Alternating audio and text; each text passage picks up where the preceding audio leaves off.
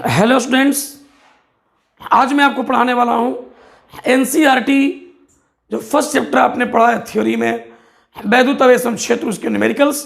और आज हम 13 नंबर न्यूमेरिकल से आगे बढ़ेंगे। क्वेश्चन नंबर जो 1.13 है 13 नंबर क्वेश्चन, वहाँ से हम आगे बढ़ने वाले हैं। लेकिन उसके पहले मैं एक बार दोबारा क्वेश्चन नंबर 10 को क्वेश्चन नंबर 10 को एक बार मैं कर देता हूँ। क्वेश्चन नंबर 10 कुछ विद्यार्थियों को पिछले लेक्चर में दिखाई नहीं दिया था ढंग से अच्छे से, इसलिए मैं दोबारा उसको कर देता हूँ। उस चीज़ को आप समझ लेंगे और इस तरह से हम पहले अब क्वेश्चन नंबर 10 को पढ़ने वाले हैं। तो आइए हम पहले क्वेश्चन नंबर 10 को हम यहाँ देख लेते हैं। क्वेश्चन नंबर 1.10 को दोबारा देख लेते हैं। तो यहाँ पर है 4 × 10⁻⁹ कूलम्ब मीटर। क्वेश्चन मैं लिख रहा हूँ द्विध्रुव आघूर्ण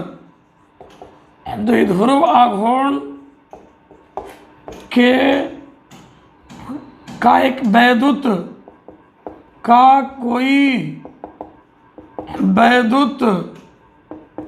द्विध्रुव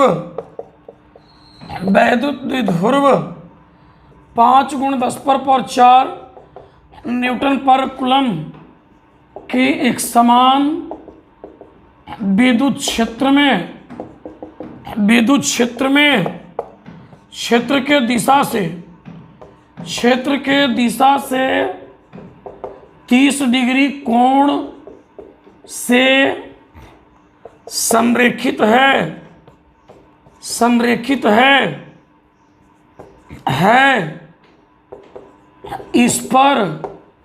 इस द्विध्रुव पर बलाघूर्ण निकालें। इस क्वेश्चन का आंसर का दोबारा मांग है, एक बार मैं कर देता हूँ। सो सिंपल क्वेश्चन है। ये बाह्य विद्युतीय क्षेत्र एक समान बाह्य विद्युतीय क्षेत्र है। इसमें एक द्विध्रुव को रखा गया इस तरह से, जिसका यहाँ -q आवेश, यहाँ +q आवेश और ये एंगल 30 डिग्री दिया है। और द्विध्रुव आघूर्ण इसका P है। यहाँ द्विध्रुव आघूर्ण दिया हुआ है। यहाँ द्विध्रुव आघूर्ण P का मान कितना दिया है बच्चों? 4 × 10⁻⁹ कूलम्ब मीटर। इसके बाद एक समान विद्युत क्षेत्र का परिमाण दिया हुआ है। E का वैल्यू दिया है 5 × 10⁴ न्यूटन पर कूलम्ब। इसके बाद थीटा का वैल्यू 30 डिग्री दिया हुआ है। अतः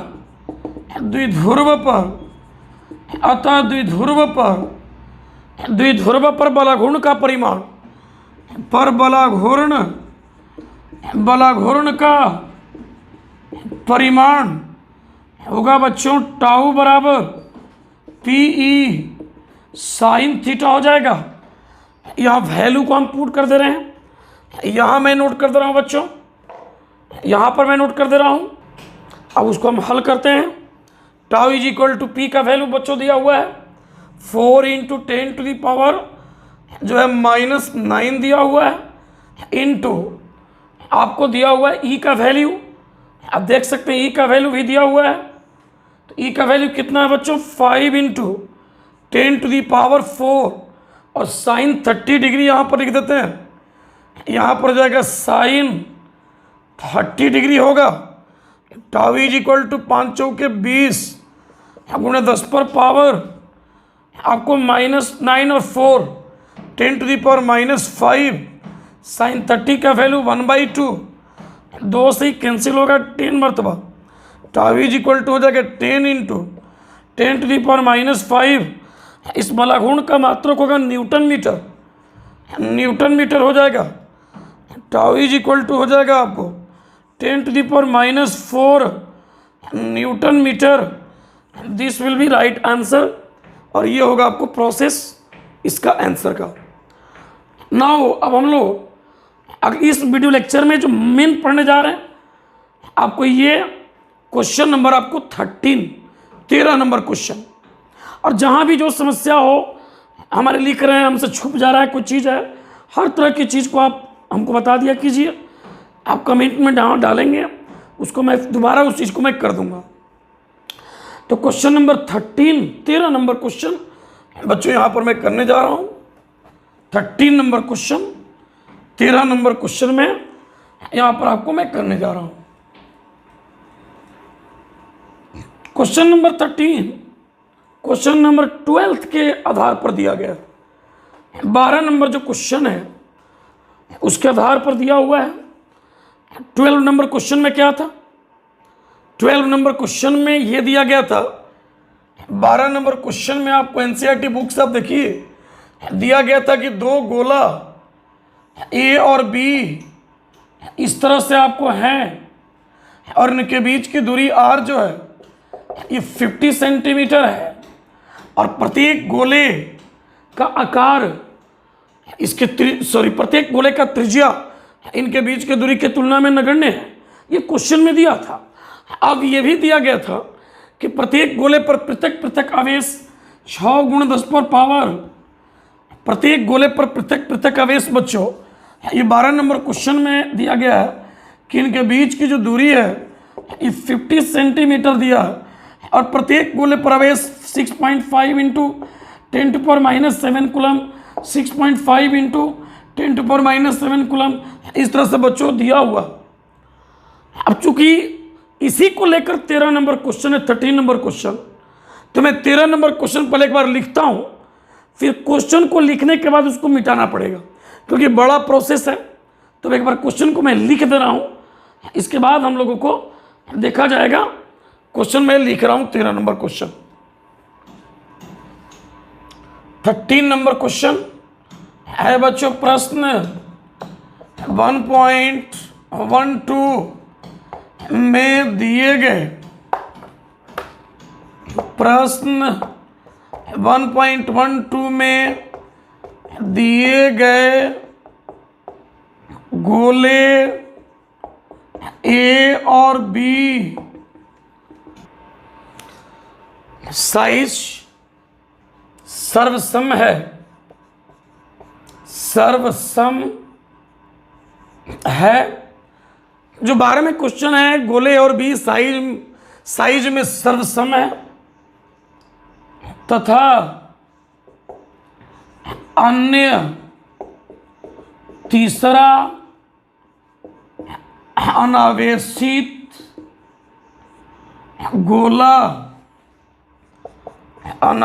गोला सी पहले, तो पहला गोला के संपर्क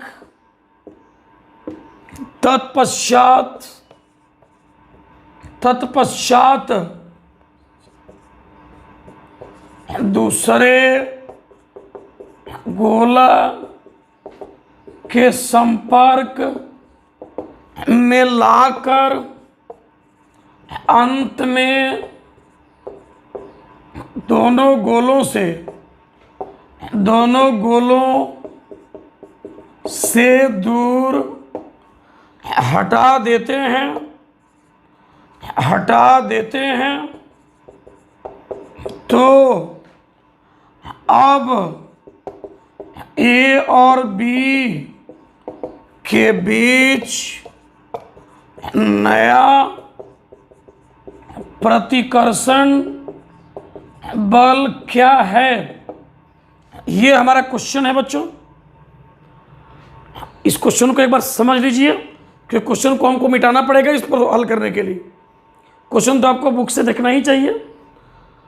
प्रश्न 12 में दिए गए गोले और बी का साइज एक समान है तथा अन्य तीसरा अनावेशित गोला सी पहले गोला के संपर्क तत्पश्चात दूसरे गोला के संपर्क में लाकर अंत में दोनों गोलों से दूर हटा देते हैं। एक बात और इस क्वेश्चन में दिया है कि गोला सी उसी पदार्थ का बना है जिस पदार्थ के ए और बी बने हैं। ए और बी तांबे के बने हैं, 12 नंबर क्वेश्चन में दिया था। अंत में दोनों गोलों से दूर हटा देते हैं तो अब ए और बी के बीच नया प्रतिकर्षण बल क्या है? तो आओ बच्चों इस क्वेश्चन का सॉल्यूशन हम लोग करते हैं। इस क्वेश्चन को मिटाया जाए।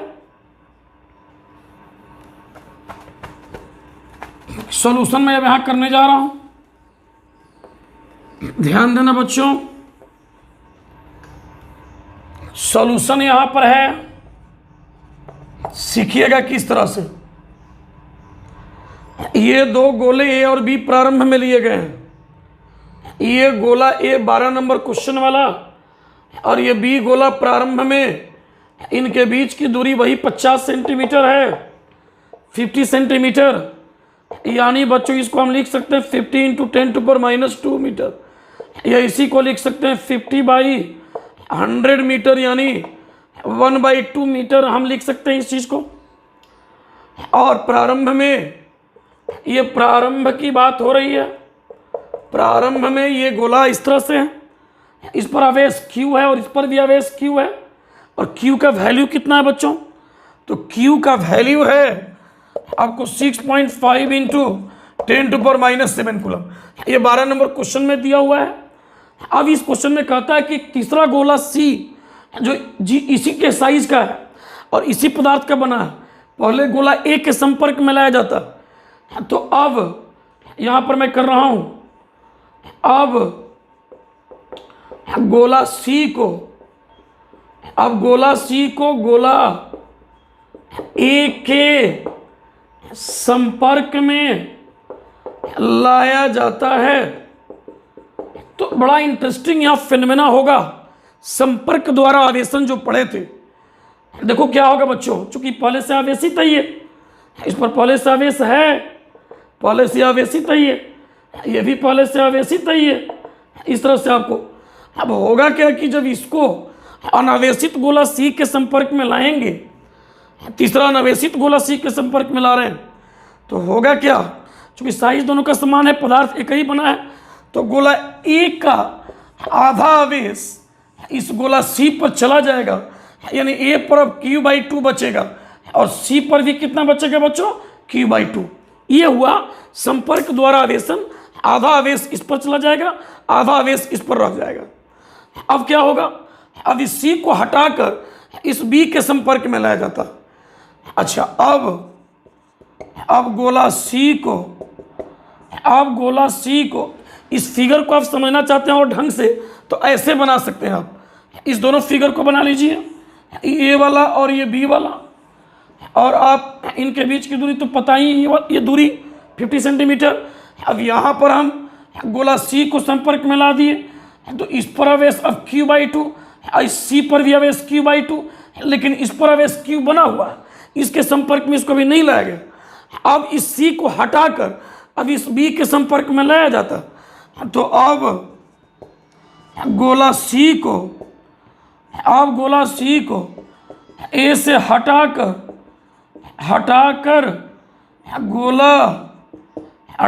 गोला B के संपर्क में लाया जाता है।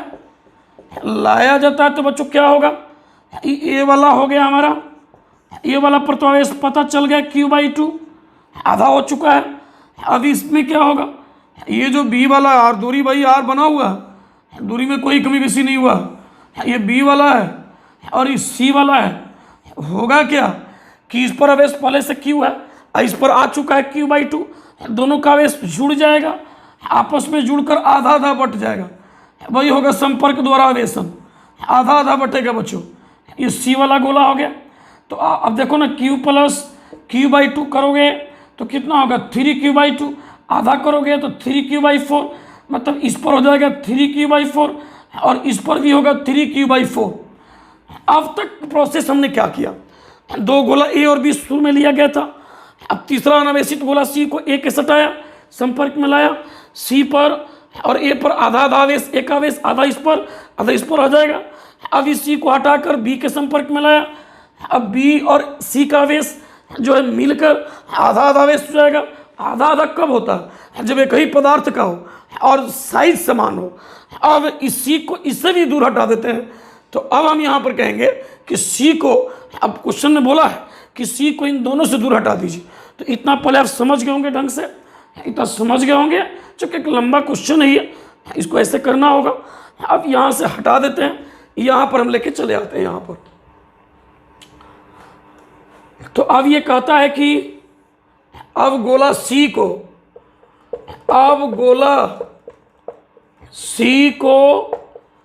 दोनों गोलों से दूर हटा देते हैं, दोनों गोलों से दूर हटा देते हैं बच्चों। क्या होगा बच्चों, अब तो ए और बी, ए पर अब मान लो ए प्रवेश यहाँ पर कितना बच गया, ए प्रवेश यहाँ q/2 बच गया, और सी को जब हटा दोगे तो बी पर कितना बच जाएगा 3q/4। तो नया फिगर जो बनेगा बच्चों, यहाँ पर ए पर जो है आवेश q/2 और ये जो बी है, बी पर आवेश बचेगा बच्चों 3q/4 और इनके बीच की दूरी तो वही है 50 सेंटीमीटर वाला। अब इनके बीच बल निकाल देना है। इस प्रश्न में इसी बल को पूछा जा रहा है इस बार। अब इसी को हल कर देना है। अब इसको तो मिटाया जा सकता है, ये प्रोसेस समझ गए होंगे आप। तो हम लोग यहाँ इस प्रकार से इसको करेंगे, इस तरह से करेंगे बच्चों, समझना। यहाँ पर ये हो जाएगा हम लोगों को, अब दोनों गोलों के बीच, अब दोनों गोलों के बीच नया प्रतिकर्षण बल का परिमाण लिखा जाए बच्चों तो मिलेगा हम लोगों को F = 1/4πε0 और q/2 × 3q/4 और r²। इसको हल करते हैं। F = 9 × 10⁹ ये 1/8 को बाहर निकाल दो ना, 1/8 ये 1/2 1/4 3/8 कर दो बच्चों। ये हो जाएगा इंटू 1/4/ε का मान 9 × 10⁹ इस q का मान 6.5 × 10⁻⁷ × 6.5 × 10⁻⁷ और 10⁻⁷ और हो जाएगा बच्चों r का मान 1/2 का स्क्वायर। इस वैल्यू को 12वें नंबर क्वेश्चन में, 12th नंबर क्वेश्चन में हम पता कर चुके हैं। हो जाएगा 3/8 × 1.5 × 10⁻⁻² न्यूटन हो जाएगा आपको। अब इसको आप सॉल्व कर सकते हैं। F = हो जाएगा आपको जब 4.5 और 8 × 10⁻² न्यूटन आंसर दे सकते हैं आप। इसको और आप चाहें तो हल कर सकते हैं। इसको आप लिख सकते हैं 45/8 × 10⁻³ न्यूटन, 10⁻³ न्यूटन। 45 में 8 से डिवाइड कर दीजिए, 45 में 8 से डिवाइड करेंगे 8 × 5 = 40 हो जाएगा। ये 5.0 8 × 6 = 48 हो जाएगा आपको, और लगभग हो जाएगा आपको 5.6, यानी एफ का आंसर जो हो जाएगा लगभग आंसर हमारा आ जाएगा बच्चों F = 5.6 और इंटू हो जाएगा आपको 10⁻³ न्यूटन। ये आंसर हो जाएगा इस क्वेश्चन का, ये आपको आंसर हो गया। तो अब हम क्वेश्चन नंबर 14, 14 नंबर क्वेश्चन की बात कर रहे हैं।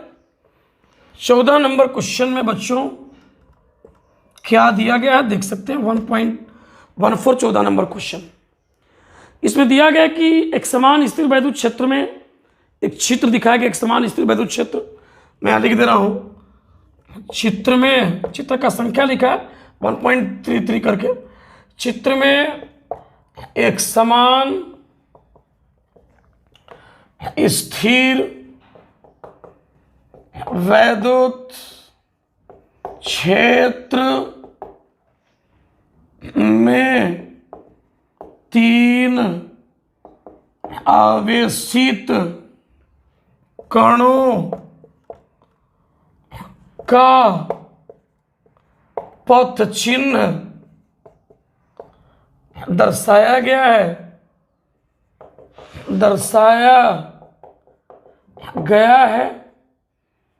इसमें पूछ रहा है कि किस तीनों कणों का चिन्ह बताइए। कणों का चिन्ह बताना है आपको। आवेशित कणों का पथ चिन्ह बताइए। आवेशित कणों का चिन्ह बताइए, मतलब कौन पॉजिटिव और कौन निगेटिव है, चिन्ह बताइए। इसके बाद बच्चों बोला है कि आपको कण का, किस कण का द्रव्यमान आवेश और द्रव्यमान या सांति और आवेश और सांति का अनुपात Q/m अनुपात अधिक है। किस कण का Q/m यानी आवेश साथी, आवेश एवं साथी में द्रव्यमान होता है बच्चों, साथी का अनुपात अधिक है। ये क्वेश्चन लिखा हुआ और फिगर ऐसे दिया हुआ है, फिगर इस तरह से दिया है, एक प्लेट यहां दिया हुआ है, इस पर धनावेश ऐसे दिया हुआ है, और दूसरा प्लेट आपको ऐसे दिया है, इस पर आपको ऋणावेश दिया हुआ है, पथ ऐसे दर्शाया गया है, एक कण को ऐसे ही कण 1 लिखा हुआ है, दूसरा पथ ऐसे दर्शाया है, एक कण 2 लिखा हुआ है, और तीसरा कण ऐसे दर्शाया गया है, ये आपको कण लिखा हुआ है 3। ये पहचानना है हम लोगों को। बहुत मज़ेदार क्वेश्चन है। यहाँ पर एक नया थ्योरी भी हम बताएंगे आपको, एक नया कंसेप्ट भी मैं आपको बताऊंगा। बच्चों एक बात जान लो कि यहाँ पर जो विद्युतीय क्षेत्र का दिशा होगा धन प्लेट से ऋण प्लेट की तरफ होगा। इस दोनों प्लेट के बीच जो एक समान विद्युतीय क्षेत्र बनेगा उसका दिशा धन प्लेट से ऋण प्लेट की ओर बनेगा। क्यों? क्योंकि विद्युतीय क्षेत्र तीव्रता का दिशा हम जानते हैं धन जांच आवेश रखकर। अब धन जांच आवेश कहीं भी बच्चों रखते हैं अगर, तो ये धन आवेश उसको प्रतिकर्षित करता और ऋण आवेश क्या करता? आकर्षित करता। तो विद्युत क्षेत्र तीव्रता का दिशा इसमें इस तरह से मिलेगा हम लोगों को, इस तरह से विद्युत क्षेत्र तीव्रता का दिशा मिलेगा ऐसे, इस प्रकार से। और थोड़ा इन कणों के बारे में सोचो बच्चों कि ये जो पहला कण है ये इस धन वाले प्लेट के तरफ भाग रहा, मतलब इससे आकर्षित हो रहा और इससे प्रतिकर्षित हो रहा। इससे प्रतिकर्षित जरूर हो रहा है, ये तभी तो दूर भाग रहा है, इससे दूर भाग रहा और इसकी तरफ आकर्षित हो रहा, तो निश्चित है कि ऋण हो गया। और ये भी तो वही बात कर रहा कि इससे प्रतिकर्षित हो रहा है ये, और इस प्लेट से आकर्षित हो रहा है, मतलब ये भी ऋण होगा। कितना मजेदार पहचानने का तरीका है। और दूसरा देखो, इससे ये आकर्षित हो रहा और इससे लेकिन क्या हो रहा है? प्रतिकर्षित। जरूर ये धनावेश होगा, मतलब 1 और 2 ऋण आवेशित कण होंगे और जो आपको तीसरा कण होगा वो धन आवेशित कण होगा। तो आप जान गए होंगे, एक सोल्यूशन तो आप जान गए, एक आंसर तो आप जान गए कि ये और ये आपको ऋण आवेशित कण है और ये तीसरा जो है आपको धन आवेशित कण है। एक बार फिर से, ये जो पहला कण है इस प्लेट से जरूर प्रतिकर्षित हो रहा है और इस प्लेट से आकर्षित हो रहा है, इसलिए इस प्लेट से दूर की तरफ जा रहा है और इसके तरफ आकर्षित हो रहा है। जरूर ये ऋण आवेशित होगा, वही काम ये भी कर रहा है, ऋण आवेशित होगा, लेकिन ये ऋण के तरफ आ रहा है और धन से दूर जा भाग रहा, मतलब ये क्या होगा? धन आवेशित होगा। इसी प्रश्न का दूसरा तरीका है जवाब देने का। याद रखो बच्चों कि विद्युत क्षेत्र के दिशा में, ये विद्युत क्षेत्र का दिशा है, ये विद्युत क्षेत्र का ये दिशा है इधर, और विद्युत क्षेत्र के दिशा के तरफ कौन भाग रहा? तीसरा कण, वह धनावेशित होगा।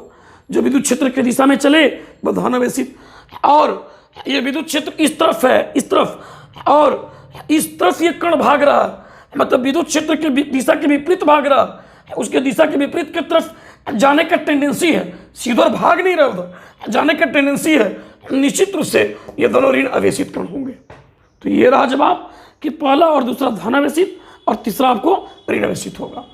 यानी कण 1 एवं 2 ऋण आवेशित होंगे, ऋण आवेशित, और तीसरा होगा या क्या होगा बच्चों? धन आवेशित होगा। अब अगला हमारे सामने जो दिया है क्वेश्चन कि इन तीनों कणों में से किस कण का Q/m जो है अधिक होगा, यही पर एक मजेदार चीज है। तो अब हमारे सामने जो समस्या है कि Q/m अनुपात हम लोग को निकालना है बच्चों। ये Q/m के लिए बड़ा इंटरेस्टिंग एक मैं थ्योरी आपको बताने जा रहा हूं, आप ध्यान दीजिए, समझिएगा।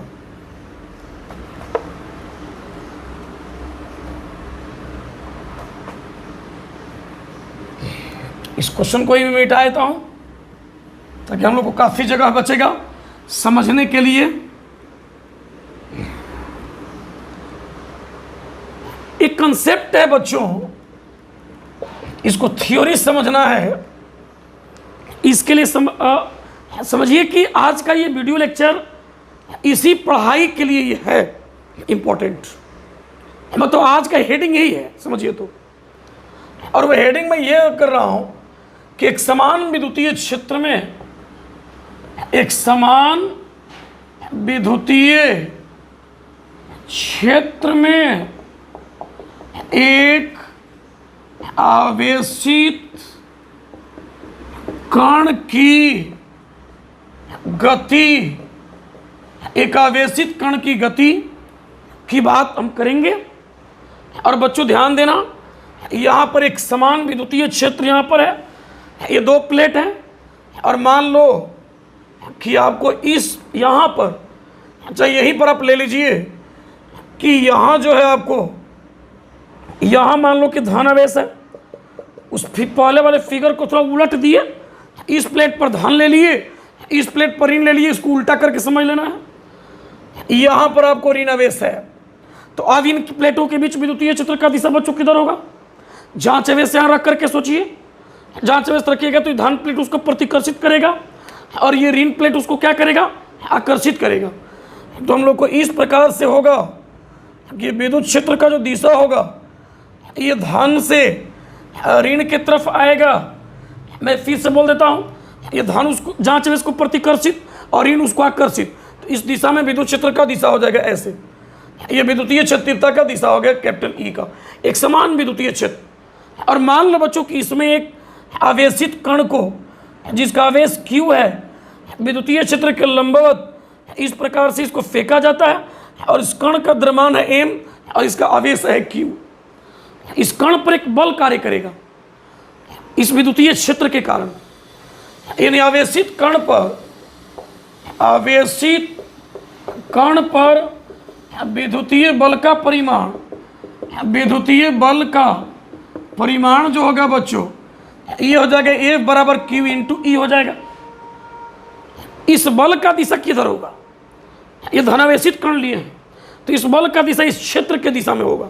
ऐसे ही सोचो ना, ये वाला इसको प्रतिकर्षित, ये वाला आकर्षित, इसी क्षेत्र के दिशा में इस पर बल काम करेगा, विद्युतीय क्षेत्र के दिशा में, विद्युतीय क्षेत्र के दिशा में ये बल हो जाएगा बच्चों। अब इस बल के कारण इस कण को त्वरण होगा, इस बल के कारण, इस बल के कारण कण का त्वरण जो है, आवेशित कण का त्वरण, आवेशित कण का त्वरण जो है ये हो जाएगा आपको A बराबर F बाई एम, यानी A बराबर जो है Q E बाई एम हो जाएगा। और इस त्वरण का दिशा जो हमने गति ऐसे दिया, इसके लंबवत इधर हो जाएगा। इसका प्रारंभिक वेग इधर हमने दिया हुआ है U, U वेग से इसको हमने फेंका है, U जो है इसका प्रारंभिक वेग है, ये इसका प्रारंभिक वेग है, ये U जो है, और फेंका है। इसका पथ बच्चों इस प्रकार से हो जाएगा, इस तरह से इसका पथ हो जाएगा आपको। धीरे धीरे ये कण इस प्रकार से इधर लगेगा जाने, इस तरफ लगेगा जाने। ऐसे क्यों जाएगा? क्योंकि कण जहाँ भी रहेगा उस पर विद्युतीय बल जो लग रहा है क्षेत्र के दिशा में, उसके वेग के दिशा को लगातार बदलेगा, उसके वेग का दिशा हमेशा बदलने लगेगा, और जिसके वजह से उसका पथ जो है ठीक उसी प्रकार हो जाएगा जैसे प्रक्षेप्य गति में होता है। एक कण का पथ एकदम प्रक्षेप्य की तरह ये पथ हो जाएगा आपको, ये ऐसे प्रक्षेप्य की तरह पथ आपको हो जाएगा। इस फिगर को और ढंग से मैं साफ एकदम बना दे रहा हूँ ताकि आपको समझ में आएगा। ये हो गया आपको धन वाला, और ये बच्चों हो गया आपको ऋण वाला। क्षेत्र का दिशा इस तरफ से है, और आवेशित कण को जब हम ऐसे फेंकेंगे तो ये कण इस प्रकार से गति करेगा। इसका प्रारंभिक वेग इस प्रकार से U है, और इसका आवेश है Q, इस कण का द्रव्यमान है M, और यही पथ हो जाएगा इस तरह का। जान लो बच्चों, इधर वाले को x अक्ष मान लो, इधर वाले को y अक्ष मान लो। इस प्रकार से मतलब ऐसे तुम कर सकते हो ना कि इसको हम मान लेते हैं x अक्ष, इसको आगे बढ़ाकर इसको x अक्ष मान लेते हैं, और इसको आगे बढ़ा करके हम लोग y अक्ष मान लेते हैं। और मान लो कभी यहाँ पर जब कण पहुँचा तो उसका नियामक जो है x y है, कभी उसका नियामक इसी तरह का पथ उसका हो जाएगा। अब ये गति एकदम प्रक्षेप्य गति के जैसा है, यहां पर इस दिशा में इस कण पर कोई बल कार्य नहीं करेगा। इस दिशा में बल कार्य करेगा। इधर वाली दिशा में जैसे प्रक्षेप्य गति में क्या होता था, एक कण को जब ऐसे फेंकते थे, इस प्रकार से फेंकते थे, ऐसे पथ ऐसे होता था।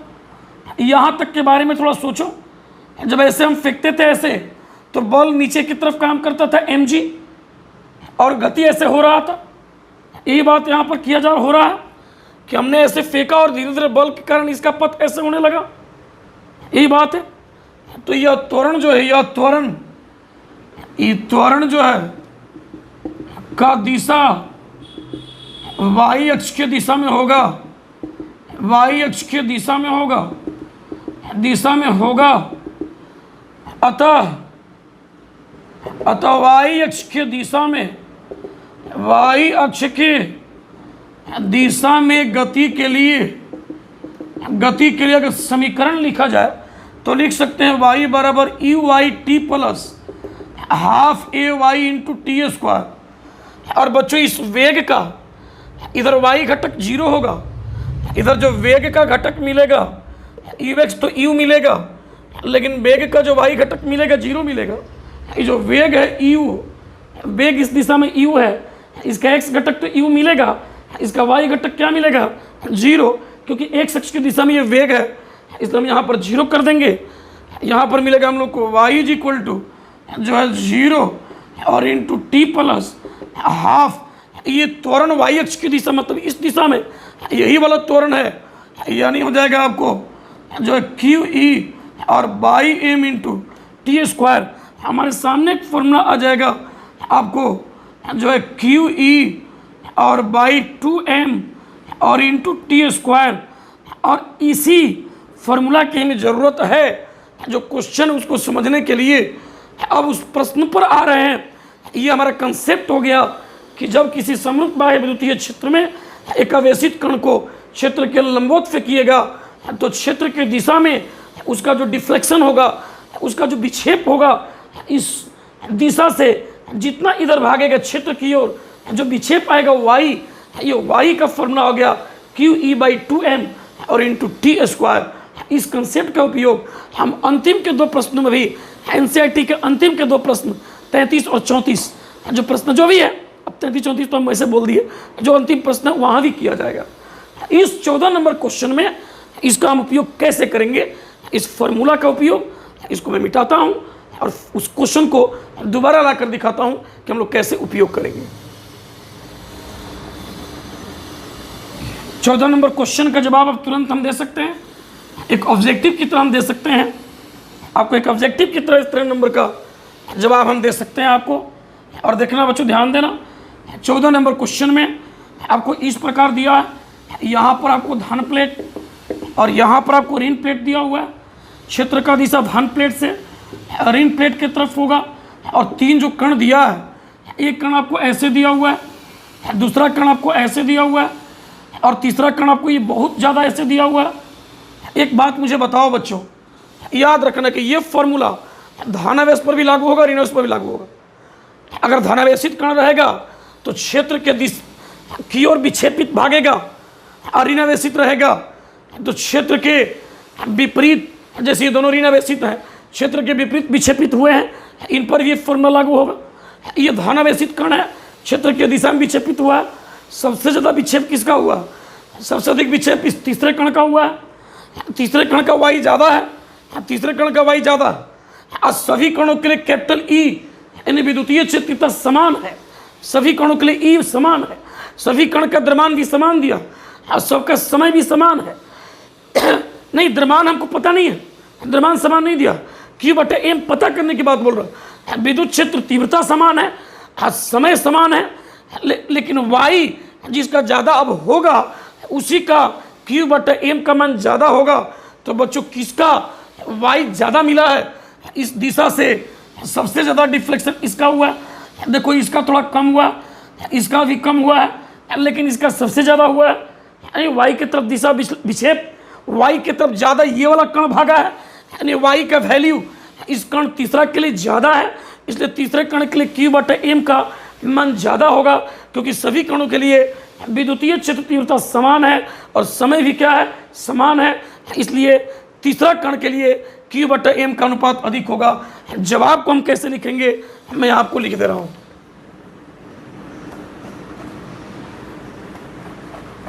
हम लोग कहेंगे कि समरूप विद्युतीय क्षेत्र में, जवाब ऐसे लिखेंगे, समरूप विद्युतीय क्षेत्र में आवेशित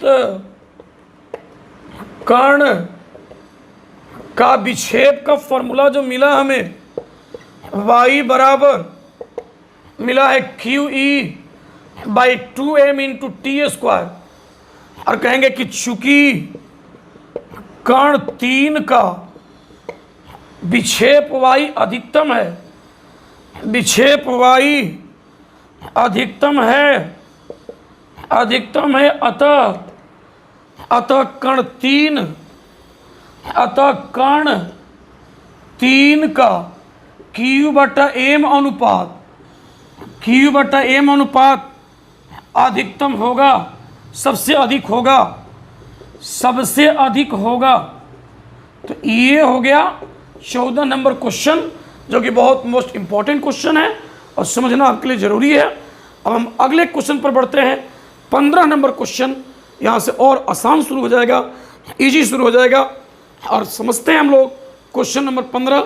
इसको मिटाया जा सकता है, इसको मिटा देता हूँ मैं, बढ़िया साफ समझ लेंगे इस चीज़ को। तीसरा वाला का विक्षेप सबसे ज़्यादा हुआ है, y का मान सबसे अधिक तीसरे वाला का है, और विद्युतीय क्षेत्र तीव्रता E का मान समरूप है, मतलब हर जगह समान है।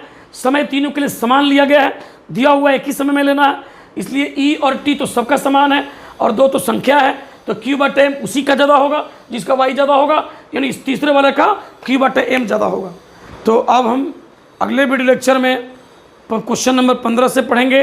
अब वहाँ से गॉसेज लॉ के क्वेश्चन आने लगेंगे, गॉस थ्योरम के क्वेश्चन आने लगेंगे। अब गॉस थ्योरम को देखें NCERT में, अगर नहीं देखे हैं तो गॉसेज लॉ मेरा एक बना हुआ वीडियो लेक्चर, उस वीडियो लेक्चर में आप पीछे जाकर देख सकते हैं। और चैनल है यस ट्यूटोरियल फिजिक्स, उस यूट्यूब चैनल, उस पर जाकर पहले गॉसेज लॉ देखें। अब गॉसेज लॉ के क्वेश्चंस आपको 15 नंबर क्वेश्चन विद्युतीय फ्लक्स का है, उसके बाद और भी अगला क्वेश्चन विद्युतीय फ्लक्स से जुड़ा हुआ है, उसके बाद गॉसेज लॉ का क्वेश्चन आने लगेगा, आप उसको देखें, समझें। विद्युतीय फ्लक्स और गॉसेज लॉ मेरे वीडियो लेक्चर्स पीछे के जो है उसको पढ़िए। Thank you so much for watching.